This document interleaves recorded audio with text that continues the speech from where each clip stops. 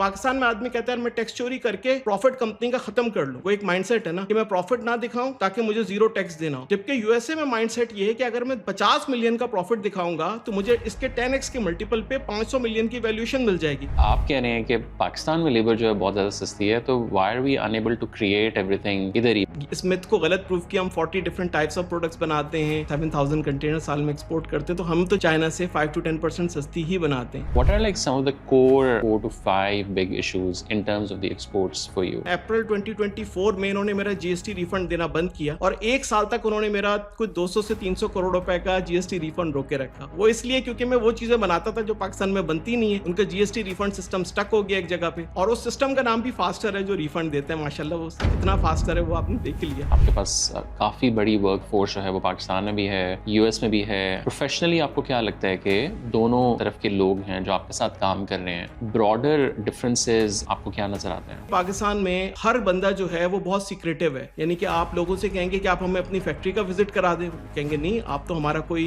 Secret चोरी कर लेंगे। मैंने कहा ऐसी दुनिया में 1000 फैक्ट्री लगी हुई है और वो सारे लोग विजिट कराते हैं। जो नाम है आपकी company, is a very interesting name, ये कहाँ से आया? लोग समझते हैं कि पता नहीं हमने बड़ा सोच समझ के रखा होगा। हम एक यूटोपिया पार्क पे एक सड़क थी क्वींस में हमारे घर के पास से, उससे टर्न होकर हम अपने घर आते थे, तो हमने कहा यार इसका बड़ा अच्छा मतलब है यूटोपिया का, तो यूटोपिया ही रख लेते हैं कंपनी का नाम। Let's say if you are talking to a person, young बंदा है और अमेज़न का बिजनेस शुरू करना चाहता है, what would be your advice to them directly? आप ये नहीं कर सकते कि आपने जो है वो एक लो इंटेलेक्चुअल का पर्सन जिसने अमेजन सीखा ना हो और वो बोले कि भाई मैं इसमें पैसे लगा दूं किसी के साथ और वो कर ले, तो वो सारा तो 100% लॉस है।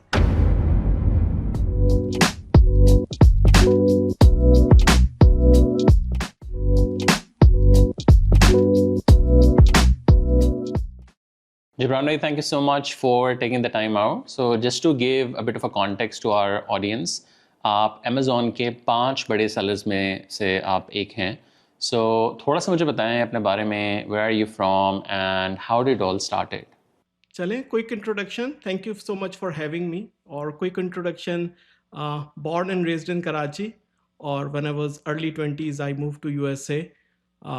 कुछ साल स्ट्रगल की, सिक्योरिटी जॉब ये वो hustle, had a IT background. मैंने फास्ट से बैचलर्स और मास्टर्स किया था कराची से, तो eventually landed a tech job. वहाँ पे 6-7 साल टेक्नोलॉजी सेक्टर में डिफरेंट टेक फर्म्स में काम किया।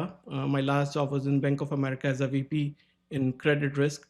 और उसके बाद in parallel to my with my last job, तो accidentally like it's a very famous story कि भाई कोई बेसमेंट में टॉवल्स थे और उसको हमें करना था और कोई टेबल टेनिस खेलना था।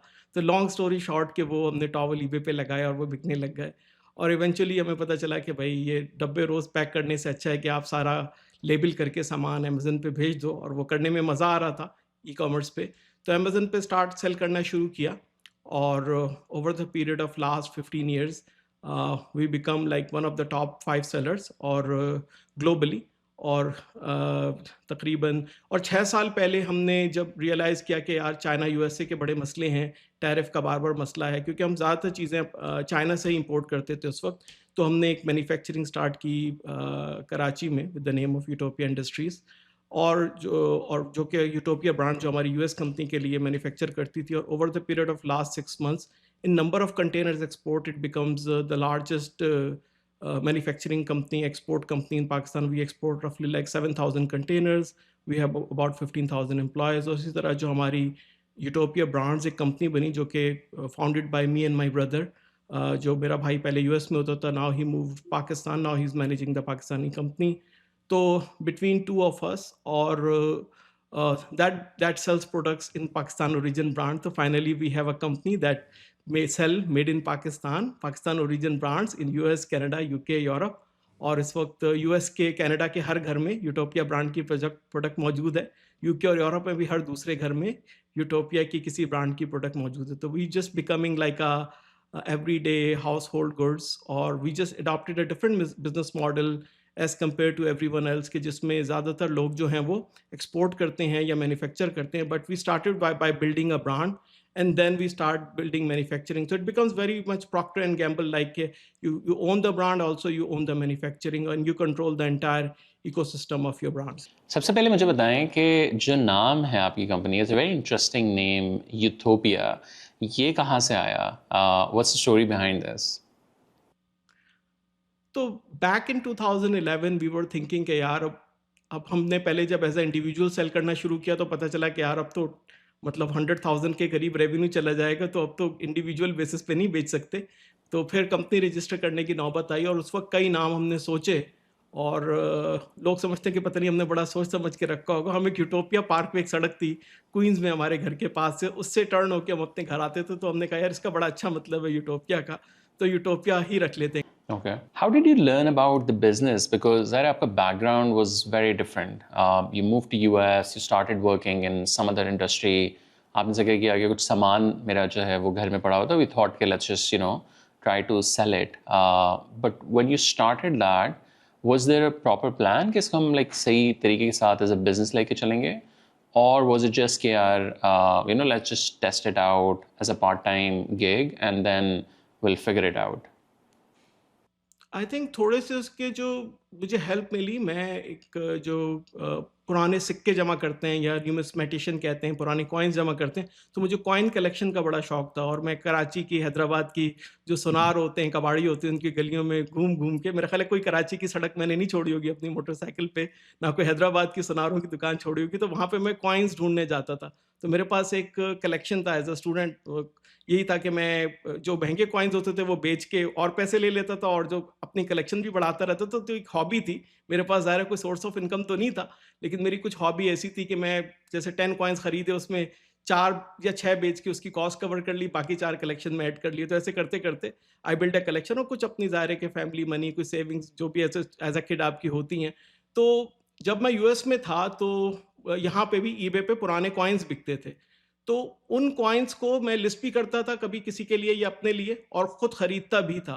तो मुझे शुरू से थोड़ा बहुत आइडिया था कि ये, और उसमें ज़्यादातर यूज्ड प्रोडक्ट्स होती थी या कलेक्टिबल्स होते थे, और बाज़ औक़ात नई आइटम्स भी होती थी। तो तो जब वो कॉइन्स मैं बेचता था तो मुझे ऑनलाइन बेचना, सेलिंग का एक 3-4 साल का एक्सपीरियंस पहले से था, कॉइन्स की शक्ल में। और फिर जब मेरे पास कुछ पाकिस्तान से टॉवल्स बेसमेंट में फादर ने ज़बरदस्ती मंगा के रख दिए कि भाई हमसे ये पाकिस्तान में कोई ख़रीद नहीं रहा, तुम इसको यहाँ बेच दो। तो वो इतनी अच्छी स्मार्ट मूव भी नहीं थी, क्योंकि वहाँ बेचना आसान है, यहाँ बेचना तो और भी मुश्किल है, यहाँ कनेक्शंस चाहिए। तो हमने किसी को बेचा, किसी ने फ्रॉड कर लिया, वो सारे पैसे हमारे डूब गए। फिर हमने ज़बरदस्ती, उन्होंने मंगा के कोई टॉवल किसी को कंटेनर दिया 20 फुट, उसमें से भी 50% लॉस्ट हो गए। बड़ी मुश्किल से हमने गुड्स रिकवर की।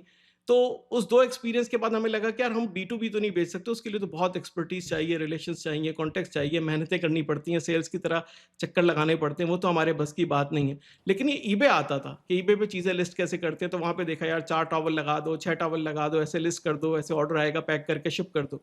तो वो बेसिकली एक जिसे कहते हैं एक्सीडेंटल जर्नी स्टार्ट हुई उस प्रोसेस से। और फिर जब ईबे पे किया तो वो तो एक, जब 10 ऑर्डर आए तो बड़े खुश हुए, यार Okay. 10 हैं, 20 आए और भी खुश हुए।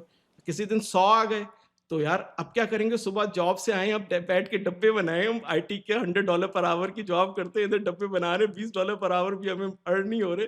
तो ये तो एक मुशक्कत है, लेबरस जॉब जॉब आ गई। तो वो टॉवल तो किसी ना किसी तरह हमने पैक करके निकाल दिए। फिर देखा कि यार ये सस्टेनेबल नहीं है, और फिर वहां से हमें अमेजन एफबीए समझ में आया कि आप अपनी प्रोडक्ट्स लेबल करके अमेजन को भेज दो, and they can do all this hassle and pick and pack, and you can start selling. तो हम उस वक्त ईबे के ऑर्डर भी अमेजन से शिप कराते थे, और अमेजन के ऑर्डर भी अमेजन से शिप कराते थे, और इस तरह। और क्योंकि टेक बैकग्राउंड था, तो एसईओ को समझते थे कि सर्च इंजन कैसे काम करते हैं, लिस्टिंग कैसे बनाते हैं, इमेजेस कैसे लगाते हैं, डिस्क्रिप्शन कैसे लिखते हैं, अकाउंट्स कैसे क्रिएट करते हैं। तो टेक बैकग्राउंड की वजह से जो ई कॉमर्स का टेक्निकल एस्पेक्ट था, उसमें काफ़ी मदद मिली। और ये भी पता था जैसे टेक जॉब्स में कि पाकिस्तान में आउटसोर्सिंग करा सकते हैं, फॉरेन कंट्री में तो अगर कोई टास्क है, कोई इमेज बनाने के दूसरे, उसको आउटसोर्स कैसे करना है, रिमोट टीम रख के उससे काम कैसे लेना है। तो वो जो सारा आईटी बैकग्राउंड था, जो पुराना ईबे पे सेलिंग का एक्सपीरियंस था, वो सारी चीज़ें।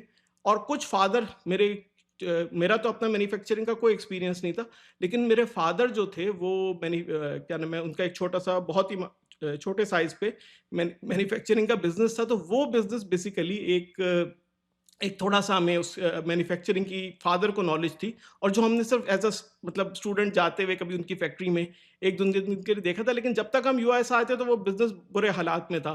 तो हमारा उस बिज़नेस में कोई इंटरेस्ट तो नहीं था, लेकिन थोड़ा-सा बिज़नेस का भी बैकग्राउंड था फ़ादर का, और जिससे हम ज़ाहिर है जब घर में बात होती है तो आप भी 2-4 सही। बातें तो अभी जितने भी लोग ये कॉन्वर्सेशन सुन रहे हैं, उसमें बहुत से स्टूडेंट्स भी होंगे, बहुत से एस्पायरिंग बिजनेसमैन भी होंगे, स्टार्टअप्स के लोग भी होंगे, बहुत सक्सेसफुल भी स्टार्टअप्स होंगे।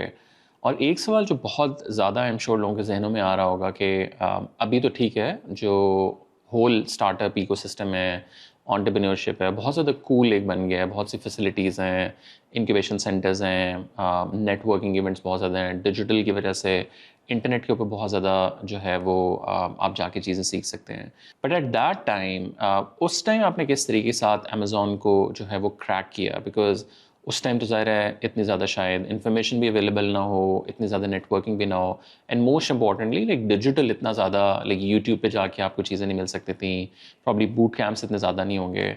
तो what was your sort of mindset at that time of learning about the business? अच्छा, जो हमारी पाकिस्तान में जो ट्रेनिंग होती है, जैसे आपने कॉलेज कर लिया या जॉब कर ली, उसमें आपकी इंटेलेक्चुअल एबिलिटी उतनी तेज़ी से ग्रो नहीं होती। यूएस में जब आप एक ओपन एनवायरनमेंट में काम करते हैं, तो जो मेरा और मेरे भाई का 10 साल का जो एक कॉर्पोरेट में, यूएस कॉर्पोरेट में वर्किंग एक्सपीरियंस था, वो बहुत मैटर करता है। क्योंकि आप देखें पाकिस्तान की जितनी भी सक्सेस स्टोरी हैं, कोई बाद में किसी ने 100 बिलियन या 500 मिलियन या बिलियन का कोई काम किया ना, तो उसके पीछे एक स्टोरी कॉमन होगी कि उसने पढ़ा पाकिस्तान से या यूएसए से हो, वो इतना फ़र्क नहीं पड़ता, लेकिन उसका कोई 5-10 साल का यूएसए में किसी तगड़ी जगह पे एक बहुत ही प्रोफ़ेशनल एनवायरनमेंट में काम करने का तो एक्सपीरियंस है। तो या तो बहुत सारे लोग डायरेक्ट जॉब के बाद बिज़नेस में छलांग लगा लेते हैं, तो उनको पता ही नहीं होता कि काम करना कैसे, लोगों से काम लेना कैसे, एक टीम आपस में कम्युनिकेट कैसे करती है, मीटिंग्स कैसे होती हैं, इश्यू एस्केलेशन कैसे होती है, नीचे काम कैसे लेना होता है, 2 टियर नीचे के बंदे से काम कैसे लेना होता है, किसी को डाँटना है तो उसको, या किसी को समझाना है तो उसको लंच पे ले जाके खाना खिला के बड़े आराम से ढके-छुपे अल्फाज में, ये नहीं कि 10 लोगों के सामने डाँट दिया, कल वो आपका काम का बंदा ही छोड़ के चला गया। तो बहुत सारी आपकी, ये समझ लें हज़ारों बातों में से एक बात होती है जो आप सीखते हो अच्छे लोगों के साथ काम करके। तो मेरी खुशकिस्मती थी कि जब मैं ये जो 10 साल का एक्सपीरियंस था, इसमें एक मिड साइज़ कंपनी में काम किया जिसमें 200-300 लोग थे, फिर बैंक ऑफ अमेरिका में तो लाखों एम्प्लॉइज़ थे। तो जब आप एक मिड साइज़ और लार्ज कॉर्पोरेट में काम करते हो, खास तौर पे ऐसी कॉर्पोरेशन में जहाँ आप बहुत ज़्यादा प्रोडक्टिव होते हो, बहुत ज़्यादा टीम से इंटरैक्ट करते हो, बहुत सारी प्रॉब्लम सॉल्विंग करते हो, उनके बड़े मसले हल करते हो। उस वक़्त तो आपको लग रहा होता है कि यार आपका रगड़ा लग रहा है, आपका बड़ा फ़ायदा उठ रहा है, सबसे ज़्यादा आप टीम में काम कर रहे हो, लेकिन सबसे ज़्यादा ग्रूमिंग भी आपकी हो रही होती है। तो जो आपकी इंटेलेक्चुअल एबिलिटी बढ़ती जाती है, वो आपके मेंटल मसल्स बिल्ड हो रहे होते हैं, तो आप स्ट्रॉन्ग हो रहे होते हो। तो एक जब आप अपनी लाइफ में किसी कैरियर में आगे बढ़ के किसी जॉब में या किसी बिज़नेस में अपने लिए उन चीज़ों को यूज़ करना शुरू करते हो, तो वो जो आप कल किसी को फ़ायदा पहुँचा रहे थे, आज वो अपने लिए कर रहे हो, और फिर उसमें पैशन भी बढ़ जाता है, आपका आउटपुट भी बढ़ जाता है। तो मेरा ख़्याल है कि मेरे और अदनान के जो हमारा 10 इयर्स का प्रोफ़ेशनल कैरियर था, क्योंकि हम हसलर्स थे। यहाँ से बिल्कुल आए तो फ़ादर का बिज़नेस ख़त्म था, आगे कुछ फ़ाइनेंशियल लोन्स वग़ैरह थे बिज़नेस पे, बड़ी क्राइसिस, 3-4 साल तो हमने बहुत ही जिसे कहते हैं स्ट्रेस में गुज़ारे कि यार ये मसले हल करें, सेटल हों, शादी करनी है, घर लेना है। तो उस पूरे हसल में आप जो एक बहुत मेहनत करते हो, और क्योंकि इमिग्रेंट ज़्यादातर हसलर्स होते हैं, क्योंकि उनको पता होता है कि भई मैं पीछे सब कुछ छोड़ कर आया हूँ, अब मुझे ज़ीरो से बिल्ड करना है। तो वो जो एक हसलिंग माइंडसेट था जिसमें हमने 10 साल बहुत मेहनत की, और उसके बाद जब हमने ये बिज़नेस स्टार्ट किया तो हमें थोड़ी-सी सक्सेस मिली, तो हमने कहा कि नहीं यार, अब हमने इस पे बिल्ड करना है। और फिर आई थिंक अगर आप में कैपेबिलिटी हो और आपकी अच्छी ट्रेनिंग हो और आप अच्छे प्रोफेशनल एनवायरनमेंट से आए हो, तो अमेज़न तो एक तरह का बिज़नेस है। आप एआई उठा लें, आप लॉजिस्टिक्स उठा लें, आप रिटेल उठा लें, आप बैंकिंग उठा लें, हर बिज़नेस में इसी तरह की सैकड़ों अपॉर्च्युनिटीज़ हैं। और ख़ास तौर पे यूएस जैसे कंट्री में, क्योंकि आप जीडीपी इतनी बड़ी है, 100 गुना बड़ी है पाकिस्तान जैसे कंट्री से। अगर आपका कोई भी एक ऐसा कॉन्सेप्ट जो कि ग्लोबली अप्लाई हो जाए, यानी कि आपने एक दुकान है फिजिकल, उसमें आपके 100 कस्टमर आ सकते हैं, लेकिन अगर आपका ई कॉमर्स स्टोर है उसमें तो मिलियंस ऑफ कस्टमर आ सकते हैं। अगर उसमें आपने कोई बहुत एक्स्ट्राऑर्डिनरी काम कर लिया, तो वो तो फिर इकोनॉमी के साइज से फिर यही होता है कि फिर you build utopia brands like company, कि जिसमें आप फिर अपने आप को अप्लाई करते हैं। और आई थिंक हम सक्सेस के भूखे भी होते हैं क्योंकि हमने इतना हार्ड टाइम देखा होता है। अब कराची वाले तो आपको पता है कि उन्होंने पावर आउटेजेस देखे हुए हैं, हड़तालें देखी हुई हैं, स्ट्रगल देखा हुआ है, ट्रैफिक देखी हुई है। तो हम लोग तो इतनी इतनी हसल करके, इतना स्ट्रगल करके पीछे से आए होते हैं। जब हमें अपॉर्चुनिटी मिलती है हम जैसों को, तो हम लोग फिर कहते हैं कि इसको हम फुल पोटेंशियल पे लेके जाएं। तो मुझे भी थोड़ा सा बाहर रहने का मौका मिला, और आई एम श्योर आपसे भी ये बहुत से लोग सवाल करते होंगे। और आपने पाकिस्तान में भी काम किया, अभी भी आप कर रहे हैं, आपके पास काफ़ी बड़ी वर्क फोर्स जो है वो पाकिस्तान में भी है, यूएस में भी है, और आप घर से ऑपरेट करते हैं from US. So what are some of the big challenges दोनों सोसाइटीज़ में काम करने के, like in Pakistan and in US? Professionally आपको क्या लगता है कि दोनों सोसाइटीज़ या जो दोनों तरफ के लोग हैं जो आपके साथ काम कर रहे हैं, ब्रॉडर डिफरेंसेस आपको क्या नज़र आते हैं? जो आप एक इंसान के अंदर ना एक लिमिटेड एबिलिटी होती है शॉक एब्जॉर्प्शन की, ठीक है ना? कि आप कितनी परेशानियां एक दिन में बर्दाश्त कर सकते हैं या कितने चैलेंजेस हैंडल कर सकते हैं, ठीक है? अब यहाँ पे एक ज़िंदगी में काम है, आप सुबह उठते हैं, एक कंसिस्टेंसी है, आप एक क्रिएटिविटी करते हैं, आप एक थॉट में जाते हैं, आपको कोई डिस्टर्ब नहीं करता, ठीक है? एक हसल नहीं है, एक सुकून है, ठीक है? और वो जो सुकून है वो क्रिएटिविटी उसी से निकलती है, और एक प्रोफेशनलिज्म है। अब आप देखें कि पाकिस्तान में आप अ, हर बंदा जो है वो बहुत सीक्रेटिव है। यानी कि आप लोगों से कहेंगे कि आप हमें अपनी फैक्ट्री का विज़िट करा दें, वो कहेंगे नहीं आप तो हमारा कोई सीक्रेट चोरी कर लेंगे। मैंने कहा ऐसी दुनिया में 1000 फैक्ट्री लगी हुई हैं और वो सारे लोग विज़िट कराते हैं। हम इनसिक्योर भी हैं बहुत ज़्यादा कि एक तो अब देखें कि आप एक बंदा जब घर से निकलेगा, वो ट्रैफ़िक के खड्डों में गुज़रता हुआ, रात उसको नींद नहीं पूरी हुई हुई। फिर हमारा जो एक डोमेस्टिक एक सोशल सिस्टम है, फैमिली सिस्टम है, उसमें भी काफ़ी स्ट्रेस है क्योंकि हमारी जो फैमिली में लोगों की ग्रूमिंग नहीं है, रिस्पॉन्सिबिलिटीज़ के बारे में। तो एक तो आप घर में जो टाइम है, उसमें भी आपके चैलेंजेज़ हैं कि आप इतना जॉइंट फैमिली सिस्टम की वजह से या फिर लोगों की अपनी एक्सपेक्टेशन की वजह से इतनी अनरियलिस्टिक एक्सपेक्टेशंस है फैमिली की एक दूसरे से, उसमें से आप स्ट्रेस्ड आउट हैं। फिर आप जब पावर आउटेजेस, फैमिली, बच्चे और जो फाइनेंशियल इकोनॉमिकल चैलेंजेस हैं उसकी वजह से फिर आप सड़क रोड से लेके जब तक आप ऑफिस पहुंचते हैं, आपके जो पैशन तो आपका किसी सेवरेज लाइन से निकल चुका होता है उस वक्त तक आपका।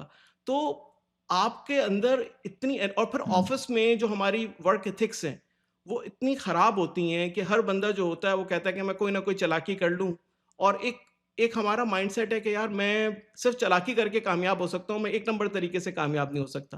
तो जब आप लोग मुझसे अक्सर पूछते हैं यार आप ये अमेज़न तो करते हो, हमें अपनी असल गुर की बात बताओ कि आप 2 नंबर ही क्या करते हो?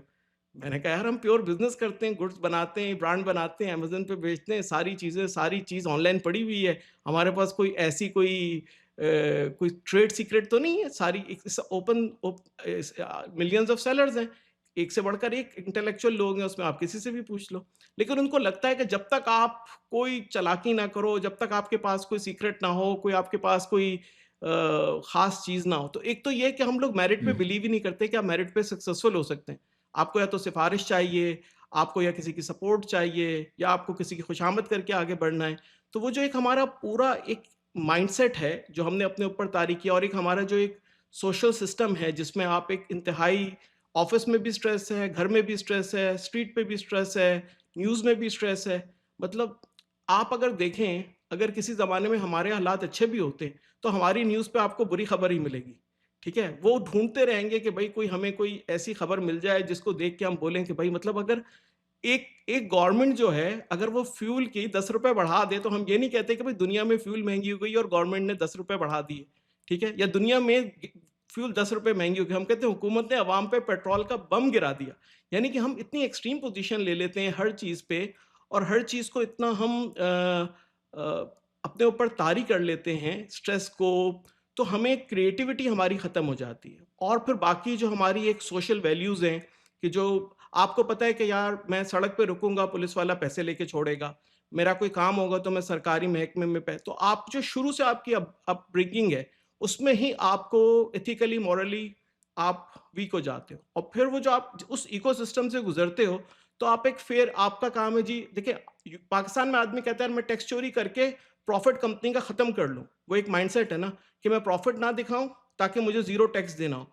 जबकि यूएसए में माइंडसेट ये है कि अगर मैं 50 मिलियन का प्रॉफिट दिखाऊंगा तो मुझे इसके 10x के मल्टीपल पे 500 मिलियन की वैल्यूएशन मिल जाएगी। तो मेरी 50 मिलियन का प्रॉफिट दिखा के मेरी कंपनी की वैल्यूएशन 500 मिलियन डॉलर हो जाएगी। तो अब पाकिस्तान में क्योंकि वैसी वैल्यूएशन नहीं मिल रही है, तो मैं डी इंसेंटिवाइज हूँ प्रॉफिट दिखाने के लिए। ठीक है, और फिर जब जाहिर है कि मैं तो फिर ये कहूंगा कि भाई, तो एक पूरा इकोसिस्टम है, एक निज़ाम है। थोड़ा-सा आगे लेके चलूँ और हम लोग थोड़ा-सा वर्क एथिक्स के ऊपर बात करें। ज़ाहिर है हमारी काफ़ी ज़्यादा ऑडियंस जो है वो यंग लोग हैं और जनरली यंग लोग डिजिटल भी बहुत ज़्यादा हैं, कंटेंट भी कंज़्यूम कर रहे हैं और ज़रा एस्पायरिंग स्टार्टअप्स और बिज़नेसेस करना चाहते हैं लोग। So what is the core problem over there like दोनों ममालिक को अगर आप देखें and then in context to Pakistan, what is the core problem in terms of the work ethics और यंग लोगों के लिए आपका क्या मैसेज होगा?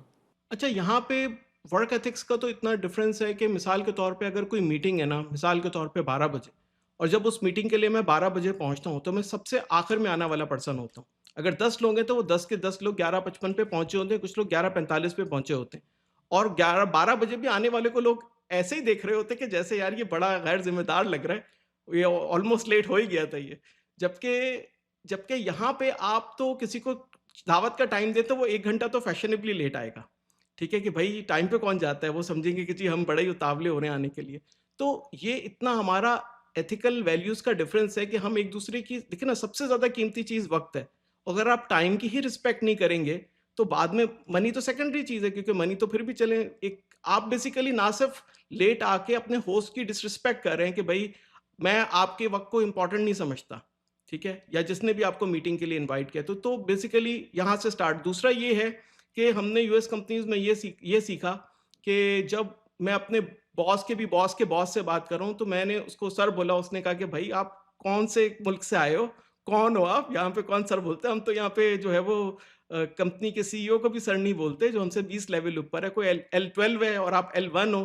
ठीक है, आपसे उसको भी आप नाम से बुलाते हो, वो भी आपको अपने बराबर बिठा के खाना खिलाता है। ठीक है, वो भी खाना आपके साथ ही शुरू करता है जब आप लंच ऑर्डर करते हो। ठीक है, उस आप कोई भी बाहर से आने वाला बंदा ये एहसास नहीं कर सकता कि ये एक L1 पे है और एक L12 पे, दोनों में से सुपीरियर कौन है, वो सिर्फ दोनों की बॉडी लैंग्वेज से अंदाजा नहीं लगा सकता। लेकिन आप पाकिस्तान में किसी कमरे में चले जाएं, आपको पता चला जाएगा कि सेठ कौन है इनमें से। ठीक है, और कैसे लोग उनके आगे बिछे जा रहे हैं, और खुशामद, और एक बिल्कुल ही जो है वो लोगों का, तमाम लोगों का जो है ना, सबसे पहले तो उनका फेस सर की तरफ होगा, फिर वो आपकी ऐसी खुशामद करेंगे कि जैसे लगेगा कि भाई दुनिया में सबसे इंपॉर्टेंट आदमी आप ही हैं, बस आपको जो है ना वो बना के वो सांचा तोड़ दिया गया है। तो एक वो जो बिल्कुल हमने जो रिलेशन, और ये हमें खाली ऑफिस से नहीं, हमें तो ये ऊपर से लेके नीचे तक सोसाइटी में नजर आता है। मतलब सरकारी अफसरों से लेके हमारे घरों में लेके इवन हम अगर फैमिली में भी देखें, तो अगर कोई भाई बहन आपस में ज्यादा उम्र में छोटे बड़े हैं, तो हम तो नाम से बुलाते हैं। जैसे मेरे बच्चों में 10 साल का फर्क है, तो वो एक दूसरे को नाम से बुलाते हैं। हम तो बाज़ औक़ात फैमिली मेंबर्स को भी इतना सुपीरियर कर देते हैं कि भाई मतलब, और हत्ता कि वो एक ठीक है कल्चरल चीज़ है हमारी, लेकिन उससे उससे मसाइल भी पैदा होते हैं, उसकी एक डाउन साइड भी है। तो ऑफिसेज में भी जी, मैं आपका, आप क्रिकेटर्स में देख लेंगे जी, मैं सीनियर हूँ।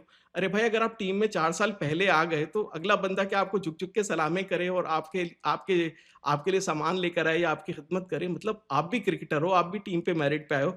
और ये हमारा पूरे निज़ाम का फॉल्ट है कि सीनियॉरिटी, मैं पुराना हूँ, मैं नया हूँ, मैं बड़ा हूँ, मैं छोटा हूँ, मैं आपसे ओहदे में बड़ा हूँ, मैं उम्र में बड़ा हूँ।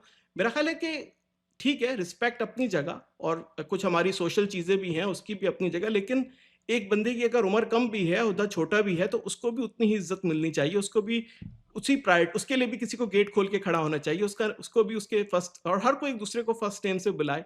तो एक तो आप देखें कि पूरा, और दूसरा हमारा ये है कि खुशामदी कल्चर बहुत ज़्यादा है, कि लोगों को लगता है कि मेरे काम से नहीं बल्कि मेरी खुशामद से। तो लोग क्या करते हैं, उसकी वजह से क्या होता है कि जो लोगों को लगता है यार काम करके काम नहीं बनेगा, साहब की खुशामद कैसे करनी है, उनकी तारीफ कैसे करनी है, तो वो तैयारी करके आएंगे यार खुशामद कैसे करनी है। अब वो, अगर उनको लगता कि मेरिट पे मैं ग्रो कर सकता हूँ, अगर सोसाइटी ऐसे बिल्ड होती, तो वो फिर अपने काम पे तवज्जो देते कि यार मैं अपनी परफॉर्मेंस रिपोर्ट से तरक्की करूँ। इसके अलावा आप देखो कि क्योंकि हमारी सोसाइटी में करप्शन बहुत ज़्यादा है, तो हमें बिजनेस में सिक्योरिटी गार्ड ज़्यादा रखने पड़ते हैं। अब हमारी कंपनी में 1200 कैमरे लगे हुए हैं, ठीक है? मतलब एक एम्प्लॉय मॉनिटरिंग के लिए आपको 1200 कैमरे लगाने पड़े। ज़ाहिर है 15,000 एम्प्लॉयज़ को आपने मॉनिटर करना है, तो 1200 कैमराज़ आपको लगा के उनको मॉनिटर करना है और उसके बाद भी आपके चैलेंजेस रहते हैं। तो आपके पास करप्शन से लेके फ्रॉड से लेके बेसिकली आपके लिए एक्स्ट्रा काम बढ़ जाता है कि हमें यहाँ तक पहले हमने कार्ड्स बनाए, फिर लोगों ने एक दूसरे को कार्ड दे दिए कि भाई मेरा टाइम इन टाइम आउट आप कर दो, फिर हमें फेशियल रिकग्निशन बेस्ड लोगों को इन एंड आउट कराना पड़ा।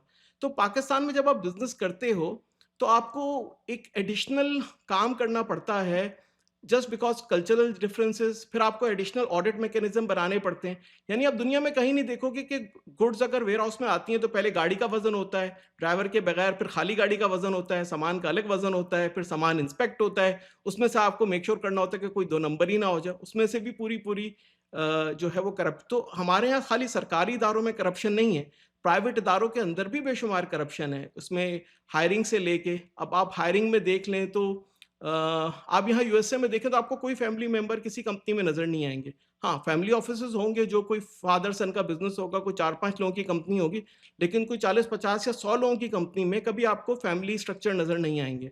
अब आप यहाँ देखें बड़ी बड़ी ऑर्गेनाइजेशन में जो सीईओ है, वो जो नेक्स्ट सीईओ लाइन है, आपको पता है कौन है, वो ओनर का बेटा है। लेकिन जो प्रोफेशनल ऑर्गेनाइजेशन है उसमें तो जो फाउंडर होता है वही 4 साल के बाद सीईओ नहीं रहता, क्योंकि उसको पता है कि जो फाउंडर ने इतनी बड़ी कंपनी बनाई है, ये अब इसने छोटी कंपनी बनाई, उस वक्त इसको बना ली, अब ये कंपनी इतनी बड़ी हो गई, फाउंडर नहीं चला सकता। फाउंडर कहता है ठीक है, मेरे कंपनी में 20% शेयर दें, अच्छा सीईओ ले आते हैं, मैं एक डिफरेंट पोजीशन बोर्ड में ले लेता हूँ और कंपनी को ग्रो कराना है। At the end of the day तो हमने प्रॉफिट कमाना है ना, तो बॉस नहीं बनना सबका। तो जब जहां तक कि लोग अपनी सीईओ की पोजीशन भी देने के लिए तैयार हैं और इसमें कोई भांजे भतीजे मामा चाचा फूफा आपकी कंपनी में नहीं है, एक मेरिट बेस्ड सिस्टम है, हर किसी की रिस्पेक्ट इक्वल है, हर किसी का जो परफॉर्मेंस है वो काम से लिंक्ड है, तो ये कुछ फंडामेंटल कल्चरल डिफरेंसेस हैं। अच्छा, इनिशियली जो 6 या 7 साल पहले जब हम चाइना से ज़्यादातर सामान लेते थे, तो मुझे लगा कि नहीं यार, हमें डाइवर्सिफ़ाई करना चाहिए, हम पाकिस्तान से भी सामान लेना। तो मैं डिफरेंट ट्रेड शोज़ में गया, काफ़ी लोगों से मिला। तो मैंने उनसे कहा कि जी आप हमें ये सामान दे दें। तो उन्होंने कहा जी आप ये हम नहीं बनाते, ये आप चाइना से ले लें। अच्छा, मैंने कहा आप क्यों नहीं बनाते? कहते यार वहाँ लेबर सस्ती है। मैंने कहा अच्छा यार, मुझे तो 5 साल हो गए चाइना जाते हुए, उनकी लेबर तो हमसे 7 गुना महँगी है। उन्होंने कहा नहीं आपको नहीं पता। अच्छा, फिर मैंने 3-4 लोगों से पूछा तो मुझे कुछ समझ नहीं आया कि प्रॉब्लम है कहाँ? मैंने कहा कि अच्छा, फिर उन्होंने कहा कि जी हमारे पास रॉ मटेरियल नहीं है। मैंने फिर थोड़ा-सा और रिसर्च की तो पता चला भाई रॉ मटेरियल तो आप ड्यूटी फ्री मँगा सकते हैं एज़ एन एक्सपोर्टर। तो मैंने उनसे कहा आप रॉ मटेरियल मँगा लें। उन्होंने कहा नहीं, ये बनाना बहुत मुश्किल है। मैंने कहा अच्छा, मैंने कहा हमारी कॉटन बेस्ड टेक्सटाइल बनाना भी मुश्किल है, तो पॉलिस्टर बेस्ड टेक्सटाइल बनाना क्यों इतनी मुश्किल है? वो भी सिमिलर टेक्नोलॉजी है, वही निटिंग मशीन्स हैं, वही वुवन मशीन्स हैं, वही डाइंग मशीन्स हैं, सारा इकोसिस्टम सेम है। तो मुझे काफ़ी क्यूरियोसिटी हुई और कुछ मुझे अपसेट भी हुआ कि यार ये कैसी बात है कि हर पाकिस्तानी मैन्युफैक्चरर ये कह रहा है कि ये चीज़ें हम पाकिस्तान में नहीं बना सकते और उसके जो भी एक्सक्यूज़ देते हैं वो लॉजिकल नहीं लगते। तो हमने कुछ ट्रायल बेसिस के ऊपर कुछ स्मॉल इनिशिएटिव स्टार्ट किया और स्मॉल स्केल पे सर्टेन प्रोडक्ट्स की मैन्युफैक्चरिंग स्टार्ट की। और फिर हमने देखा कि यार शुरू में हमें ज़ाहिर है कि हमने गलतियाँ की तो कॉस्ट हमें 5-7% ज़्यादा आई, लेकिन इवेंचुअली हमने देखा कि यार जैसे चाइनीज़ लोग बनाते हैं ना, तो हमने फिर पता किया कि यार हम पाकिस्तानी बिज़नेस प्रैक्टिसेस से चाइनीज़ कॉस्ट बीट नहीं कर सकते। हमें चाइनीज़ कॉस्ट बीट करने के लिए भी चाइनीज़ प्रैक्टिसेस चाहिए। एक चीज़ हमें शुरू से पता थी कि पाकिस्तान में लेबर चाइना से 7 टाइम्स चीपर है। वो हमसे ज़्यादा हार्ड वर्किंग हो सकते हैं, लेकिन लेबर की जो कॉस्ट है पाकिस्तान में 7, तो हमें पता था कि यहाँ पे हमारे पास एडवांटेज है और हर प्रोडक्ट में कम से कम 20-30% लेबर कॉस्ट है। तो ज़ाहिर है अगर एक 20-30% अगर आपका बिज़नेस का 7 टाइम्स चीपर है, तो आप इतनी आराम से लूज़ तो नहीं कर सकते। तो हमने कहा हमने लार्ज स्केल पे करना है, हमने 1-2 साल लूज़ करके वो सारे बेस्ट प्रैक्टिसेस सीखना शुरू कर दें कि यार ये चाइनीज़ लोग करते कैसे काम है। और उसको हमने रिवर्स इंजीनियर किया, चाइनीज़ यूरोपियन की जगह चाइनीज़ मशीनरी इस्तेमाल की, चाइनीज़ रॉ मटेरियल्स और केमिकल्स एंड डाई इस्तेमाल की, चाइनीज़ लोगों से समझा, उनके मशीनरी सप्लायर से समझा। तो ये समझ में आया कि यार हम क्योंकि पाकिस्तान में गलत तरीके से मैन्युफैक्चरिंग करते हैं, गलत प्रैक्टिसेस यूज़ करते हैं और हमने एक मिथ बना ली है कि शायद वो लोग बहुत इंटेलिजेंट हैं या सोफिस्टिकेटेड हैं या वो उनकी लेबर कॉस्ट कम है या सर्टेन चीज़ें हैं। तो जब हमने उन मिथ्स को देखा तो वो सारी गलत थी और फिर हमने एक-एक करके कोई 30 to 40 different types of things जो पाकिस्तान में पहले नहीं बनती थी, जैसे pillows, polyester based textiles, bedsheets, comforters, plastic hangers, cast iron, non cast iron cookware, ये बेशुमार चीज़ें पाकिस्तान में बनाई। लेकिन जो पाकिस्तान में हमें सबसे बड़ा एडवांटेज नज़र आया ना as compare to the rest of the world, वो ये था कि लोगों में हसलर्स हैं, ख़ास तौर पे कराची के लोग हसलर्स हैं। आप उनको कहें ना कि यार मैं तुम्हें 30% ग्रोथ दे दूँगा, तुम मुझे ये प्रोडक्शन टारगेट अचीव करके दे दो, या मेरे ये गोल्स हैं, आप ये अचीव करके दे दो। तो वो 2 शिफ्ट में भी काम करवा लेंगे अपनी टीम से, वो हार्ड वर्क कर लेंगे, वो एक्स्ट्रा आवर्स भी लगा लेंगे, वो आपको एक मुश्किल प्रॉब्लम भी सॉल्व कर लेंगे। और आपके पास क्योंकि कंप्लायंस नाम की कोई चीज़ नहीं है, जैसे मैं एग्ज़ाम्पल दूँ कि मेरे वर्ल्ड वाइड में बहुत सारे वेयरहाउसेज़ हैं, तो जैसे पैलेट ट्रैक लगवाते हैं आप वेयरहाउसेज़ में काम करने के लिए, जो कि एक सिंपल है, आपने रैक्स ऑर्डर किए, उनको इंस्टॉल किया और ऑन कर दिया। अब टाउन के पास गई, वो परमिशन दे दो अपने वेयरहाउस में पैलेट ट्रैक्स, अच्छा भाई स्प्रिंकलर सिस्टम कौन-सा है?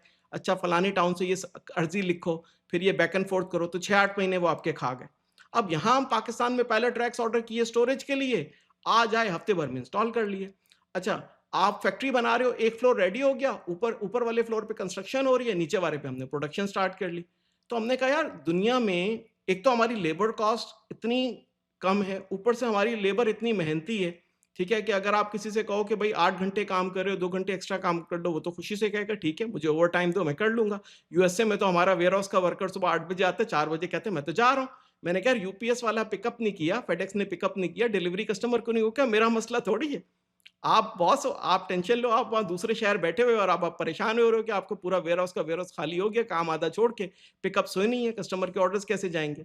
तो एक तरफ तो आपको ये चैलेंजेज़ हैं यूरोपियन कंट्रीज़ में, यूएस जैसे कंट्रीज़ में, जहाँ पे आपकी जो एक वर्कफ़ोर्स है, वो 8 घंटे से ज़्यादा काम नहीं करना चाहती, वो एक ज़्यादा प्रोडक्टिव नहीं करना चाहती। जबकि आप पाकिस्तानी लेबर को कहो कि भई आप प्रोडक्टिविटी पे काम करो, इतने पीस बनाओ, इतने पैसे हैं, एक फेयर मैकेनिज़्म पे काम करो, वो मेहनती लोग हैं। वो ऐसे काम करते हैं कि रोबोट्स भी इतनी तेज़ी से काम नहीं कर सकते, और इतने हार्ड वर्किंग हैं कि वो इतनी एफिशिएंसी से काम करते हैं बिल्कुल मिनिमम एरर्स के साथ। तो आप उनको काम करता देख लें किसी अच्छी फैक्ट्री में वर्कर को, आप कहेंगे कि यार इस ये तो कोई मतलब आर्टिशियन है, ये किस तरह से काम कर रहा है। अगर आप एक सिलाई के वर्कर को देख लो, या एक ऐसा बंदा जो एक ही जॉब दिन में बार-बार करता है, आप इम्प्रेस हो जाओगे उससे बैठ के कि यार आप कितने एक्सपर्ट हो इस काम करने के। आप आप तो आँखें बंद करके कर सकते हो, इतनी आपकी उसमें एफिशिएंसी है, इतनी आप स्मूथ हो और फ्लॉलेस आप काम कर रहे हो। तो जो हमारी एक एक्सट्रीमली हार्ड वर्किंग वर्कफोर्स है, ऊपर से जो पूरी दुनिया में मैन्युफैक्चरिंग, बिल्डिंग में, कंस्ट्रक्शन में जो दुनिया जहान की एक तरह से रेड टेप है, वो बिल्कुल नहीं है। इनसाइड द बिल्डिंग ज़ाहिर है कि गवर्नमेंट वाली रेड टेप अलग है पाकिस्तान में, जो आपके ईज़ ऑफ डूइंग के मसाइल हैं, जिसमें आपको एनर्जी कनेक्शंस और दूसरे, उस पे हम बाद में भी बात कर सकते हैं। लेकिन जब आप एक कंस्ट्रक्शन में या फैक्ट्री बनाने में या उसको चलाने में, उसमें आपको उस तरह से रुकावट नहीं है। तो एक तो आप क्विकली फैक्ट्रियाँ बना के उसको चला सकते हो, फिर एक हार्ड वर्किंग वर्कफोर्स है, और एज़ लॉन्ग एज़ आप चाइनीज़ टेक्नोलॉजी को यूज़ करते हो और चाइनीज़ प्रिंसिपल्स को अप्लाई करते हो, तो आप चाइना से काफ़ी सस्ती प्रोडक्ट्स बना सकते हो, और फिर ज़ाहिर है कि उससे आपके मार्जिन्स बढ़ते हैं, और फिर आपको ज़ाहिर है कि एक डाइवर्सिफ़िकेशन भी मिल जाती है कि आप चाइना की जगह पाकिस्तान से बना लो, क्योंकि यूएस चाइना के ट्रेड इश्यूज़ कभी भी आ सकते ये आपने बड़ा इंटरेस्टिंग ज़िक्र किया कि हमारी चाइना से कम लेबर फोर्स है लेकिन बहुत ज़्यादा इफ़ेक्टिव है और सस्ती है, which is very interesting because normally तो लोगों के जहन में ये आता है कि चाइना से जो हम लोग माल मंगवाते हैं या दुनिया जो है वो माल मंगवा रही है, वो इसलिए है कि चाइना की लेबर जो है बहुत ज़्यादा सस्ती है। सो अगर आप कह रहे हैं कि पाकिस्तान में लेबर जो है बहुत ज़्यादा सस्ती है, तो why are we unable to create everything इधर ही? बिकॉज ज़्यादातर हमें ये होता है कि आप मार्केट में चले जाएँ तो आपको make in Taiwan, make in Bangladesh और इस तरह की चीज़ें मिल रही होती हैं बहुत ज़्यादा। तो then like where is the problem? अच्छा, ये एक बहुत ही मेरे लिए भी, मैंने तो ख़ैर हम इस मिथ को गलत प्रूव किया, हम 40 डिफरेंट टाइप्स ऑफ प्रोडक्ट्स बनाते हैं, और क्या नाम है, 7,000 कंटेनर साल में एक्सपोर्ट करते हैं, तो हम तो चीज़ें 10% चाइना से 5 टू 10% सस्ती ही बनाते हैं। लेकिन अगेन जो हमारा एक पूरा लोकल निज़ाम है, जो लोकल मार्केट है, उसमें हमने मल्टी टियर टैक्सेशन लगाई है, यानी कि इंपोर्ट पे आप इंपोर्ट ड्यूटी दो, फिर आप उस पे 18% सेल्स टैक्स दो, फिर उस पे आप 6% पता नहीं कितना विथहोल्डिंग टैक्स दो, फिर आप कई लेवल्स पे आपके जो जिसे कहते हैं ईज़ ऑफ डूइंग बिज़नेस के नाम पे आपके खर्चे हैं, फिर आपके एनर्जी के ऊपर जीएसटी दो। तो अगर आप वो सारी जो लोकल मार्केट की कॉस्ट है वो करें, और फिर आपका जो रॉ मटेरियल्स का एक पूरा इकोसिस्टम है, क्योंकि पाकिस्तान में टेक्सटाइल बनी आपके कॉटन यार्न के ऊपर, कि आपके पास कॉटन थी, आपने स्पिनिंग लगाई, स्पिनिंग से आपने कॉटन यार्न बनाया और कॉटन यार्न से आपने अपनी पूरी टेक्सटाइल इंडस्ट्री खड़ी कर दी। फिर दुनिया में एक रेवोल्यूशन आया, चाइना ने पॉलिस्टर बनाया, पॉलिस्टर की उसने प्रोसेसिंग ऐसी की कि उसने उसको कॉटन के कंपेरेबल बना दिया और दुनिया कॉटन से पॉलिस्टर की तरफ ट्रांजिशन कर गई। लेकिन हम वहीं कॉटन पे अटके रहे, हमने पॉलिस्टर ना बनाया पाकिस्तान में उस तरह से लार्ज स्केल में, ना वो रॉ मटेरियल्स किया। तो एक तो ये है कि वो कंट्रीज जो रॉ मटेरियल्स का इकोसिस्टम बिल्ड करते हैं, कि रॉ मटेरियल जिसमें आपके एसेसरीज का रॉ मटेरियल है, जिसमें आपके बेसिक रॉ मटेरियल प्लास्टिक दाना से लेके आपका पॉलिस्टर यार्न से लेके जो फंडामेंटल रॉ मटेरियल्स हैं, जिनसे डिफरेंट, जैसे अगर आपने कार्टन बनाना है तो उसमें जो प्लम निकलता है, पल्प निकलता है जो ट्रीज का, वो है, वो आपने बेसिकली आपके कंट्री को अगर आपने मैन्युफैक्चरिंग फोकस बनाना है तो उसमें आपने उस कंट्री को एक तरह से खुद इन्हिसारी पैदा करनी होती है रॉ मटेरियल्स में। हम बहुत ज़्यादा डिपेंडेंट है रॉ मटेरियल में, क्योंकि रॉ मटेरियल नहीं तो आप सोचें यार कौन 60 डेज में वो यार्न लाएगा, फिर उसे कपड़ा बनाएगा, फिर बेचेगा। सिंपल है, बना बनाया लो और मतलब वो करो।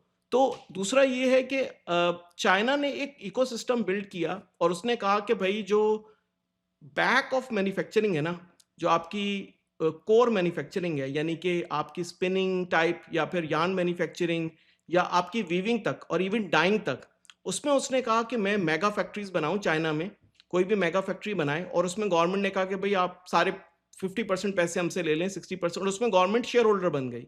ठीक है, यानी कि उन्होंने एक 1 बिलियन रेवेन्यू की एक मैन्युफैक्चरिंग कंपनी बनाई, उनको मशीनरी लगा दी, उनको प्लांट लगा दी, उनको जगह दे दी, उनको यूटिलिटीज दे दी, पानी दे दिया।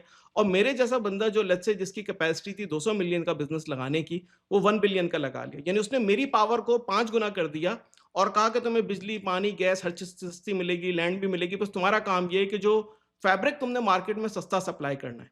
और उसके ऊपर से उसने जो जो हमारी एसएमईज की तर्ज पे ट्रेडिंग कंपनियां पैदा की, जो दुनिया भर के ट्रेड शोज में जाती हैं और उनको फैब्रिक अब मैं सप्लाई कर रहा हूँ, उसको ज्यादा नहीं सोचना। उसने कहना जबरान ने मुझे फैब्रिक देना है और उसने दुनिया में सबसे सस्ता देना है, क्योंकि ये इकोनॉमी ऑफ स्केल कर रहा है। ये $1 बिलियन की फैक्ट्री है जो सिर्फ फैब्रिक बनाती है खास तरह का।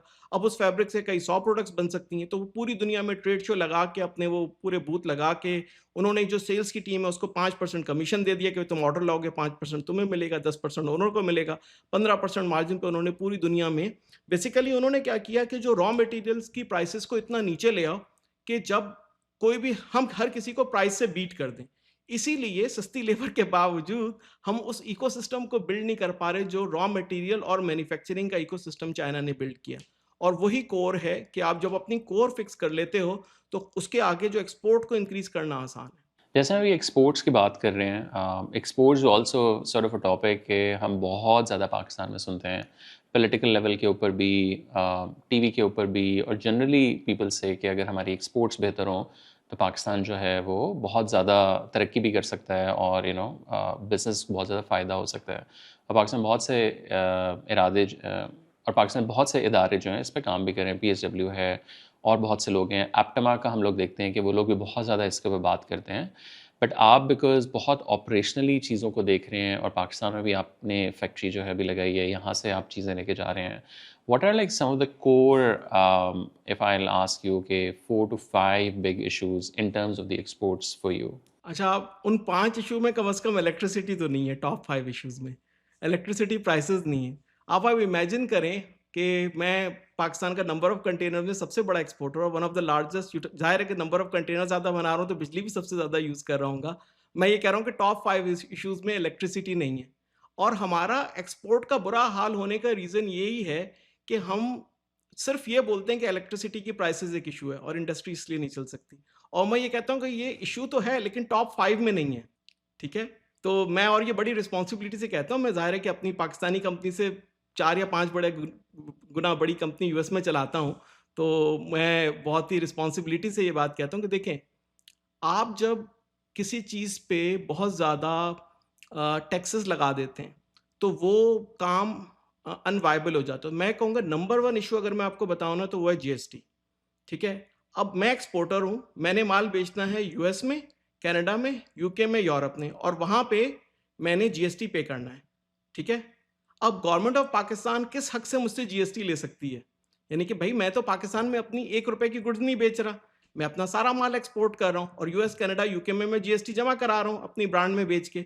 तो आप मुझसे क्यों जीएसटी ले रहे हो? अब मेरी अपनी एग्जांपल लें कि तकरीबन अप्रैल 2024 में इन्होंने मेरा जीएसटी रिफंड देना बंद किया और मैं तकरीबन हर मिनिस्टर, हर इदारे को 40 डिफरेंट डिपार्टमेंट्स के मैंने चक्कर खाए, एसएससी से लेके, फाइनेंस मिनिस्ट्री से लेके, एक-एक मिनिस्टर से लेके, पीएम के असिस्टेंट से लेके, 1 साल तक मैं धक्के खाता रहा। और 1 साल तक उन्होंने मेरा कुछ 200 से 300 करोड़ रुपए का जीएसटी रिफंड रोके रखा। वो इसलिए क्योंकि मैं वो चीज़ें बनाता था जो पाकिस्तान में बनती नहीं है। उनका जीएसटी रिफंड सिस्टम स्टक हो गया एक जगह पे और वो उसको फिक्स नहीं कर पाए, ठीक है? और जानबूझ के, क्योंकि उस वक़्त उनके पास पैसे भी कम थे, तो वो रिफंड देना भी नहीं चाहते थे। तो उनको ये फ़र्क नहीं पड़ता कि अगर ये पूरी कंपनी बंद हो जाए, और मुझे अपनी एक्सपोर्ट्स आधी करनी पड़ी मजबूरन, लेकिन हमने कोई $100 मिलियन की इन्वेस्टमेंट की, 15,000 जॉब्स क्रिएट की और मेरा पीएम से लेके सारे मिनिस्टर तक कनेक्शन है, सबसे बात है, फाइनेंस मिनिस्टर से बात की, हर किसी से बात की, चेयरमैन, एफबीआर चेयरमैन से बात की, और 1 साल तक उन्होंने एक एक्सपोर्टर को जिस पे जीएसटी लागू ही नहीं होता उसको रिफंड नहीं दिया और उसको 200 से 300 करोड़ रुपए रोक लिए। तो आप जब ऐसे रूल्स बनाओगे, और उस सिस्टम का नाम भी फास्टर है जो रिफंड देते हैं, माशाल्लाह वो कितना फास्टर है वो आपने देख ही लिया।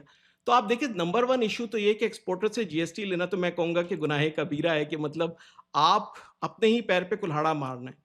दूसरा इन्होंने ये किया कि आप देखें, आप फ्रीलांसर देखें, सबसे फास्टेस्ट ग्रोइंग सेगमेंट है फ्रीलांसर्स का, ठीक है? तकरीबन 1 बिलियन के एक्सपोर्ट पे वो पहुंच गए, जबकि 4.5 बिलियन हमारे जो है वो आईटी एक्सपोर्ट है। फ्रीलांसर्स क्यों सबसे तेजी से ग्रो कर रहे हैं? क्योंकि उसकी इनकम पे कोई टैक्स नहीं है, ठीक है? आप कहते हैं ना आपको ज्यादा पैसा अपने कंट्री में चाहिए, आप पैसा बगैर टैक्स के आने दें, तो आपका जो है ना वो, लोग उसको कम, अब होता ये है कि बहुत सारे एक्सपोर्टर्स ये, पहले 1% विदहोल्डिंग टैक्स था जो एक्सपोर्ट्स की प्रोसीडिंग आती थी, गवर्नमेंट ने उसको बढ़ा के 2% कर दिया। उसका नतीजा ये निकला कि बहुत सारे एक्सपोर्टर ने कहा ठीक है, हम अपना प्रॉफिट बाहर रख लेते हैं, क्योंकि हम जितना ज्यादा पैसा मंगाएंगे आप उस पर 2% काट लेंगे। तो अगर हम पहले 10 मिलियन मंगाते थे, अब हम 8 मिलियन मंगाएंगे हर महीने, क्योंकि हम वो 2 मिलियन कम मांगे, क्योंकि आप तो हमसे 2% काट रहे हो ना, तो आप डिस्करेज कर रहे हो पैसे को मुल्क में लाने के लिए। क्योंकि विदहोल्डिंग टैक्स लगाने की कोई जरूरत नहीं थी, आप नॉर्मल इनकम टैक्स भी रखते, विदहोल्डिंग टैक्स को ना लगाते तो भी आप अपना टैक्स लागू रखते, या तो टैक्स रेट कम कर देते, अगर आपने सेम कंसिस्टेंट भी लगाना था तो आप विदहोल्डिंग ना लगाते। तो आपने एक्सपोर्टर्स पे विदहोल्डिंग टैक्स डबल कर दिया। आई थिंक ये दूसरा सबसे बड़ा इशू है, ठीक है? तीसरा ये है कि उस पर आपने सुपर टैक्स भी लगा दिया, यानी कि आपने 10%, यानी कि 29% सेल्स टैक्स। और अब मेरा यूएसए में जो यूएस कंपनी का इनकम टैक्स रेट है वो है 21%, ठीक है? और पाकिस्तान में जहां पे कोई फैसिलिटी नहीं है, वहां पे मेरा सुपर टैक्स मिला के तकरीबन 39% है। अगर एक हम सिक्योरिटी गार्ड को, जो पाकिस्तान में तकरीबन सिक्योरिटी गार्ड क्योंकि बैठा रहते हैं, चाय पीते रहते हैं वो, और वो उनकी इतनी हार्ड जॉब नहीं होती, और वो दूसरे शहरों से आते हैं तो उनको छुट्टी भी नहीं चाहिए होती, वो उनकी, तो वो 12 घंटे की 6 दिन हफ्ते में ड्यूटी करते हैं ज्यादातर कंपनियों में। अब उसकी मिनिमम वेज बनती है 40, लेकिन ओवर टाइम मिला के उसके एक दिन के 90,000 रुपए बनते हैं, ठीक है? अब कितने लोग पाकिस्तान में एक सिक्योरिटी गार्ड को 90,000 रुपए देना अफोर्ड कर सकते हैं? कम लोग कर सकते हैं। और क्योंकि एक एक्सपोर्टर एक ऐसा वाहिद ऑर्गेनाइजेशन है जिसको सारी सर्टिफिकेशंस चाहिए, कि भाई सारी इंटरनेशनल सर्टिफिकेशंस चाहिए, कि वो लोकल लॉज को फॉलो करता है। तो पूरे पाकिस्तान में कुछ 30,000 देते हैं, कोई 40,000 देते हैं, कोई बहुत अच्छी कंपनी हो तो 45,000 उसको तनख्वाह देती है, हमें 90,000 देनी पड़ती है। वो इसलिए क्योंकि गवर्नमेंट ने ऐसे लेबर लॉज बना दिए, और क्योंकि ये एक पॉलिटिकल इशू है, गवर्नमेंट चेंज, अच्छा गवर्नमेंट को कोई फिक्र ही नहीं है। गवर्नमेंट कहती है कि भाई कोई शोर ही नहीं करता, कोई कहते ही नहीं है, लेकिन उनको सोचना चाहिए कि आपने जो लॉ बनाए, अब जब दिल करता है छुट्टी दे देते हैं। भाई मेरा प्लांट तो बंद करने में भी 7 दिन लगते हैं और ऑन करने में भी 7 दिन लगते हैं। तो ना तो मैं संडे को छुट्टी कर सकता हूँ, ना सैटरडे को छुट्टी कर सकता हूँ, मैं तो वर्कर्स रोटेट कर रहा हूँ ना, मेरा 5 दिन एक वर्कर आ रहा है, वो फिर अगला वर्कर संडे से वेडनेसडे काम करे। अब आप जितनी छुट्टियां अनाउंस कर दोगे, अब साल में को 15-20 छुट्टियां हो जाती हैं ईद को मिला के, और ऊपर से गवर्नमेंट अपनी तरफ से जिस तरह की चाहे छुट्टियां उस पर ऐड करती रहती है। तो इतनी सारी छुट्टियां गवर्नमेंट को चाहिए कि भाई प्राइवेट कंपनी से कह के भी 7 से 8 आप हॉलीडेज अपनी मर्जी से एम्प्लॉय के साथ दे दो, जो आपकी समझ में आती हैं। ये आप उनको पेड हॉलीडे दो, बाकी हॉलीडेज जो हैं, क्योंकि कहीं भी यूएसए में कोई 15-20 छुट्टियों का निज़ाम नहीं है। तो हमने इतनी ज़्यादा छुट्टियां दे दी, और हमने ऐसे लेबर लॉज बना दिए हैं कि हमें तकरीबन अगर एक थोड़ा-सा भी वर्कर एक्स्ट्रा काम करे, या ऐसी जॉब जिसमें आपका बिल्कुल ट्रेनी लेवल बंदा है, या सिक्योरिटी गार्ड है जिसने कुछ नहीं करना सारा दिन, और उसका एक डिफरेंट तरह की प्रैक्टिस है, उसके आपने ऐसे तगड़े लेबर लॉज बना दिए हैं कि 3 गुना सैलरी दो, डबल सैलरी दो, तो वो डबल सैलरी आपकी 45,000 की मिनिमम वेज की 90,000 सैलरी बनती है। और फिर आप देखो सेसी, आप दो किसी को 12, कुछ 1200 है या 1300 है, फिर ईओबीआई दो, पंजाब में पैसी है, ठीक है? फिर आप आपका जो प्रोविडेंट फंड है वो दो। अब आप इतने सारे डिफरेंट ब्रैकेट्स और इदारों को बीच में ले आए हो, आप सिंपल लॉजिक बनाओ कि भाई एक एम्प्लॉय की सैलरी का आप एक सैलरी दो और 4 या 5% आप उसके किसी प्राइवेट फंड में डाल दो कि वो छोड़ के जाए तो उसमें से उसका गुजारा होता रहे। इतने सारे बकेट्स में ईओबीआई, सेसी, प्रोविडेंट फंड, फिर ऐसे भी रूल्स हैं कि कंपनी के प्रॉफिट में से भी उससे दो। फिर एक एमएनए ने कहा कि जो कंपनी का प्रॉफिट है उसमें से एक मैंडेट करो कि वो एक सोशल कॉजों पे इतना खर्च करे। तो मतलब हम लोग जो है वो समझते हैं कि बिजनेसमैन की जितनी हम ईज ऑफ डूइंग में उसकी लाइफ मुश्किल कर सकते हैं, वो हमने इतनी मुश्किल कर दी। और अच्छा, इन चीज़ों से प्रॉफिट एंड लॉस पे कोई बहुत मेजर फर्क नहीं पड़ता है, शायद 1% हमारा रेवेन्यू पे इम्पैक्ट आता होगा, लेकिन जो ईज ऑफ डूइंग बिजनेस में देखें तो ये सारी चीज़ें हमारी पूरी एनर्जी तबाह कर देती हैं। और आई थिंक एक जो सबसे बड़ा इशू शायद इसको इस लिस्ट में ऊपर होना चाहिए वो है यूटिलिटीज और लैंड अवेलेबिलिटी। ठीक है, अब आप देखो कि जब मैंने अब हमने 100 एकड़ की पहली इन्वेस्टमेंट की जिससे हमने ये कंपनी लगाई जो पौने 200 मिलियन की एक्सपोर्ट करती है। ठीक है, फिर हमने कहा कि हमने उसको डबल करना है, तो हमने कहा कि हमें जो है एक बहुत बड़ी लैंड चाहिए एक सिंगल लोकेशन पे, क्योंकि पहले हम फैक्ट्री वर्टिकल बना रहे थे, अब हमें हॉरिजॉन्टल बनानी थी, जैसे चाइना में या मॉडर्न रोबोटिक्स की बेस पे फैक्ट्रियां लगती हैं। अब मुझे कोई 200-300 एकड़ जगह चाहिए थी, तो मैं तकरीबन 1.5 साल तक ख्वार होता रहा, और कोई तरीका नहीं है गवर्नमेंट से कि आप गवर्नमेंट की मदद से कोई लीगल लैंड खरीद सको, क्योंकि इतनी बड़ी लैंड ज़्यादातर इलीगल ही है। और हमारी तकरीबन मेजॉरिटी जो इंडस्ट्री है ना, वो जो प्रॉपर्टी माफिया ने खरीद रखी है। अब आधी इंडस्ट्री जो है वो इंडस्ट्रियलिस्ट के पास है और आधी प्रॉपर्टी माफिया के पास है, और उन्होंने फाइलें खरीद के रखी हुई हैं। भाई, आप नॉन यूटिलाइजेशन टैक्स लगाओ, ये जगह मुख्तस है फैक्ट्री लगाने के लिए। अच्छा, उससे मेरी लैंड की वैल्यू भी कम हो जाएगी, मैं लॉस लेने को तैयार हूँ। लेकिन जिन लोगों ने वहां पे 10 साल से फैक्ट्री नहीं लगाई, उनसे कहो कि भाई 2-3 साल के बाद आप पे नॉन यूटिलाइजेशन टैक्स लगेगा, या बेचो या फैक्ट्री बनाओ। ये जगह पोर्ट कासिम पे है, ये साइट में है, या आपकी एक प्रीमियम जगह गवर्नमेंट ने इसमें बिजली पानी के कनेक्शन लगाए हुए हैं, और आप जो हो आपको फाइलें लेके उस पर आप 10-10 साल की इन्वेस्टमेंट, ये आपका कोई शहर के बाहर का कोई फार्म हाउस थोड़ी है कि जहां पे आप एक्टिविटी नहीं करोगे। एक बंदा इंडस्ट्री में प्लॉट लेके बैठ जाता है, और वो पूरी आप देखो कराची पाकिस्तान में नई इंडस्ट्री लगाने की जरूरत ही नहीं है, क्योंकि जो हमारी मेजॉरिटी ऑफ द इंडस्ट्री उसमें आधी लैंड जो है वो फाइल माफिया या जो प्रॉपर्टी वाले लोग हैं उन्होंने उस पर इन्वेस्ट करके रखा हुआ है, जिसकी वजह से वो यूटिलाइज नहीं हो रही। अच्छा, दूसरा बड़ा इशू ये है कि पिछले कोई 20 साल में पाकिस्तान में पावर कनेक्शंस जो हैं वो नहीं मिलते इंडस्ट्री को। अब मैंने नूरियाबाद के एक नया फेज स्टार्ट हुआ था, आई थिंक फेज 3 है, उसमें मैंने कोई 250 एकड़ जगह ली, और वो अभी आबाद नहीं हुआ था, या उसमें कोई किसी की पहले बिजली नहीं लगी थी, तो मुझे 2 साल अभी होने वाले हैं और अभी तक मुझे हेस्को से पावर कनेक्शन नहीं मिला, despite all the connections I have connections almost at every level. ठीक है ना, लेकिन और वो निज़ाम ही इतना सुस्त है कि वो आपको पावर, एक तरफ तो गवर्नमेंट चाहती है कि भाई पावर की कंजप्शन बढ़े, और मेरे जैसे हज़ारों लोग हैं पाकिस्तान में कि जो पावर कनेक्शन के लिए अप्लाई करके अपनी अर्जी दे के इंतज़ार बैठे हुए। वो कहते हैं अब ये रूल है, फलाना रूल है, यहाँ पे ग्रिड लगाएगा पहले कोई, फिर ये होगा, फिर फलाना होगा। तो उन्होंने उसकी इतना मुश्किल बना दिया है। अच्छा, आप पूछेंगे बाकी फैक्ट्रीज़ कैसे चलीं? बाकी फैक्ट्रीज़ ऐसे चलीं, कोई फर्नेस ऑयल से बिजली बनाता रहा, कोई विंड टरबाइन से बिजली बनाता रहा, किसी ने गैस का कनेक्शन लेके उससे बिजली बना ली, किसी ने कोल का पावर प्लांट लक्की की तरह लगा के उससे बिजली बना ली। इन लोगों ने क्यों बिजली बनाई अपनी? ये पागल तो नहीं है? इन्होंने तो फैक्ट्रियाँ लगानी चाहिए थी, मशीनरी लगानी चाहिए थी। ये अपनी बिजली से बना रहे हैं क्योंकि हमारे बिजली के इदारे पिछले 20 साल से लार्ज स्केल इंडस्ट्री को, जो उसका एक रीज़नेबल टाइम है, 6 महीने में आप एक प्लांट नया लगाते हो, उसमें बिजली का कनेक्शन नहीं देता। और अगर आप इसीलिए देखिए, हम भी फर्नेस ऑयल से बिजली बना रहे हैं, उन्होंने हमें टेम्परेरी कनेक्शन दे दिया, आप इस पे डबल रेट पे करो। अरे भाई, डबल रेट बिजली का कौन पे कर सकता है? बिजनेस वायबल नहीं है, और वो भी थोड़ी सी बिजली दे दी। हमें चाहिए 5 मेगावाट, और अभी भी मतलब एज अ ओवरसीज पाकिस्तानी हमने $100 मिलियन पहले इन्वेस्ट किए, 30 मिलियन अभी इन्वेस्ट किए, अभी तक हमें कोई बिजली लेने के लिए कोई, और मतलब हम हर प्लेटफॉर्म पे, भले वो गवर्नमेंट हो या एसएएफसी हो, वहाँ भी अपने कंसर्न शो करते हैं, उनसे भी बात करते हैं, और हेस्को भी कॉपरेट करती है। ऐसा नहीं है कि वो लोग नहीं करते, लेकिन निज़ाम ब्यूरोक्रेसी का इतना ख़राब है कि उनकी सपोर्ट के बावजूद 2-2 साल लग जाते हैं बिजली का कनेक्शन लेने के लिए। तो जो यूटिलिटीज़ के की कॉस्ट से ज़्यादा उसकी अवेलेबिलिटी, और गैस और पानी का कनेक्शन तो भूल जाए ना, वो तो कुछ कोई चांस ही नहीं है मिलने का। मैं तो कह रहा हूँ कि सिर्फ़ बिजली का दे दें, गैस और पानी का हम कुछ ना कुछ कर लेंगे। आपने सारे मसाइल तो बता दिए हैं, और आपने साथ ये भी जैसे मेंशन किया कि you have connections from top to bottom, और बड़ा ऑन ग्राउंड आप काम भी कर रहे हैं। रिसेंटली आपको अवार्ड भी मिला, you are meeting prime minister, to a lot of other departments as well. और हम लोगों ने ये भी देखा कि पाकिस्तान में जैसे SIFC बना, उनका जो बुनियादी मैंडेट था वो ये था कि हम लोग फैसिलिटेशन करें जो बिजनेसेस पाकिस्तान में आ रहे हैं उनके लिए, या जो पाकिस्तान से बाहर जाना चाहते हैं, और import and export and all of it. Then again I think सवाल यही है कि जब आप मिल रहे हैं लोगों से, या मैं भी लेट्स से इवन लोगों के साथ बैठ के जब हम लोग बात करते हैं, तो हर किसी को मसला तो पता है और सॉल्यूशंस भी आ रहे हैं, आप भी सॉल्यूशंस दे रहे हैं, सरकार के पास प्रॉब्लम और ज़्यादा सॉल्यूशंस भी होंगे। Then where is the problem कि why we are unable to fix these issues. और हमें ये भी पता है कि अगर हम मसाइल हल कर देते हैं और हमारी एक्सपोर्ट बहुत ज़्यादा बेहतर हो सकती हैं। So where is the problem really? देखिए, हुकूमत का काम इदारे चलाना नहीं है।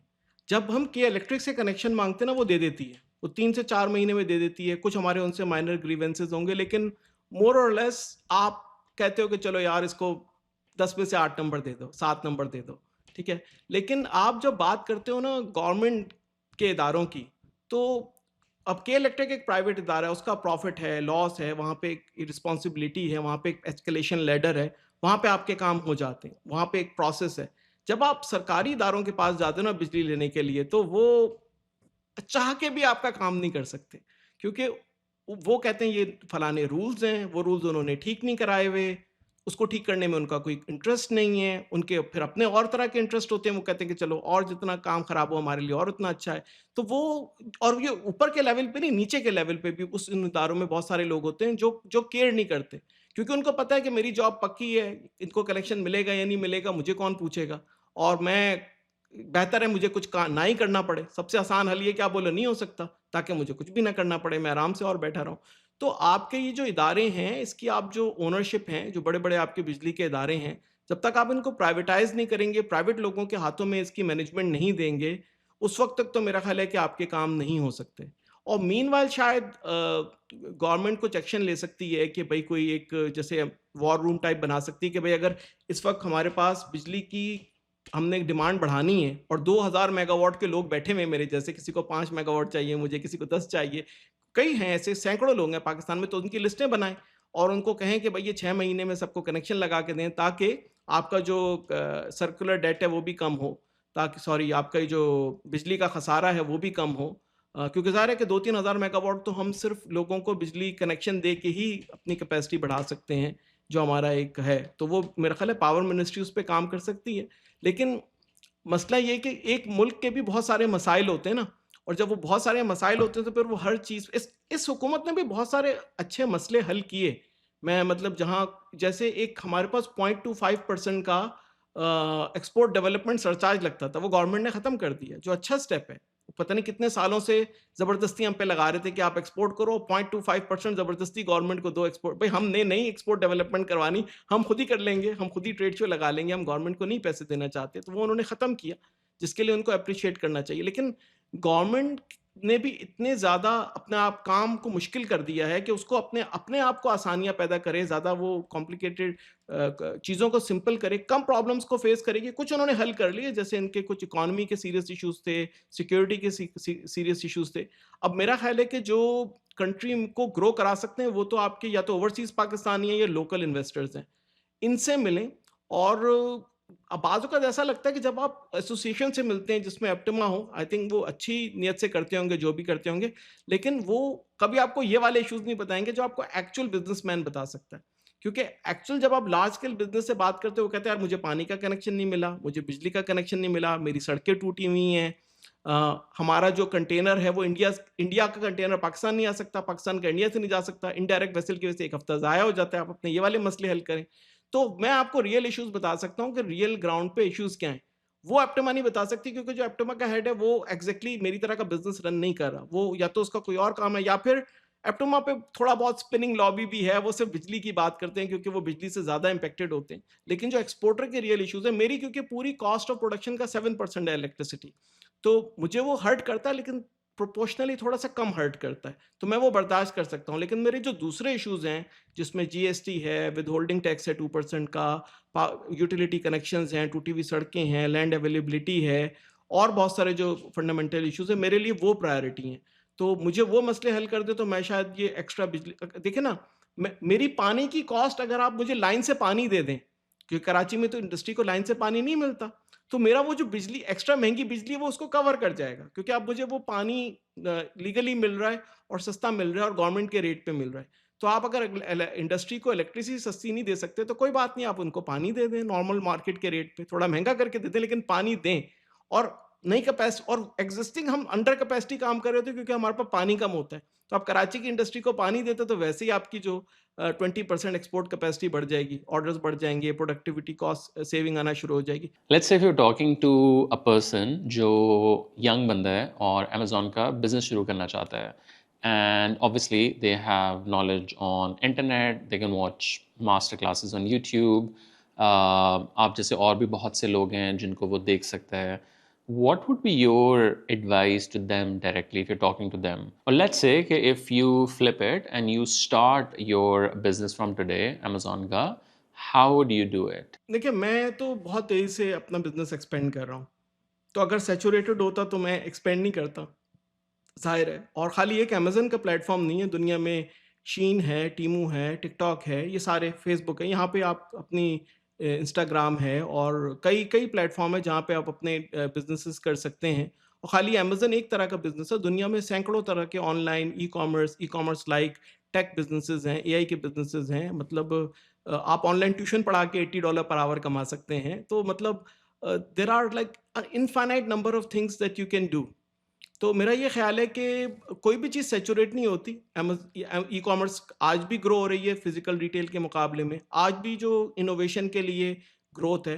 हाँ, आप ये नहीं कर सकते कि आपने जो है वो एक लो इंटेलेक्चुअल का पर्सन जिसने अमेज़न सीखा ना हो और वो बोले कि भई मैं इसमें पैसे लगा दूँ किसी के साथ और वो कर ले, तो वो सारा तो 100% लॉस है। हाँ, लेकिन जैसे किसी ने आपने एक लार्ज एंटरप्राइज़ को रन करना है, Amazon is a very comparative business, Amazon is a very profitable also very comparative business. तो आपको एक मुश्किल बिज़नेस है, आसान नहीं है, मैं ये कहूँगा। तो या तो आपके पास 4-5 साल का अमेज़न की किसी बड़ी कंपनी में काम करने का एक्सपीरियंस हो और फिर और अगेन फिर भी ग्रोथ की भी बहुत ज़बरदस्त अपॉर्च्युनिटी है, प्रॉफिटेबल भी है, सैचुरेटेड तो बिल्कुल नहीं है लेकिन मुश्किल है, आसान नहीं है। और बहुत सारे नए प्लेटफ़ॉर्म्स हैं जैसे मैंने कहा शीन है, टीमू है, टिकटॉक है, ईबे है, वहाँ भी आप अपनी चीज़ें बेच सकते हैं और ये सारे अलग-अलग मुल्कों में और अलग-अलग मुल्कों में यूरोप में उनके अपने-अपने भी अलग और प्लेटफ़ॉर्म्स हैं ई-कॉमर्स के। तो दुनिया में सैकड़ों किस्म के ई-कॉमर्स के प्लेटफ़ॉर्म हैं, हर प्लेटफ़ॉर्म की अलग एबिलिटी है, आप किसी पे भी एक्सपर्टीज़ हासिल कर सकते हैं ई-कॉमर्स में, ई-कॉमर्स से बाहर और इसकी ई-कॉमर्स की सर्विसेज़ हैं। इस वक़्त आप देखिए पाकिस्तान में तकरीबन जो फ्रीलांसर्स हैं, जो तकरीबन 1 बिलियन का रेवेन्यू करते हैं, उसमें मेजॉरिटी अमेज़न ई-कॉमर्स के लोग हैं। और वो ज़ाहिर है कुछ हमारे एक्स एम्प्लॉइज़ हैं, कुछ लोग हमसे इंस्पायर होके इसमें चले गए, तो उसमें मतलब हमारे भी 2 सेंट्स हैं कि जो लोग हमसे इंस्पायर हुए कि यार यूटोपिया इतनी बड़ी ई-कॉमर्स में कंपनी बन गई, हम भी इसकी सर्विसेज़ प्रोवाइड करते हैं। तो एक इकोसिस्टम बनता है, तो अब पाकिस्तान में शायद इंडिया से बड़ा इकोसिस्टम है ई-कॉमर्स का, मुझे लगता है।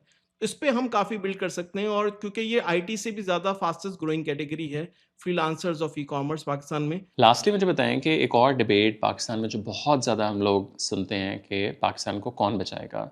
हर इंडस्ट्री वाला जो है वो कहता है कि मेरी इंडस्ट्री अगर परफेक्ट हो जाए तो ये पाकिस्तान को इकोनॉमिक क्राइसिस से निकाल लेगी.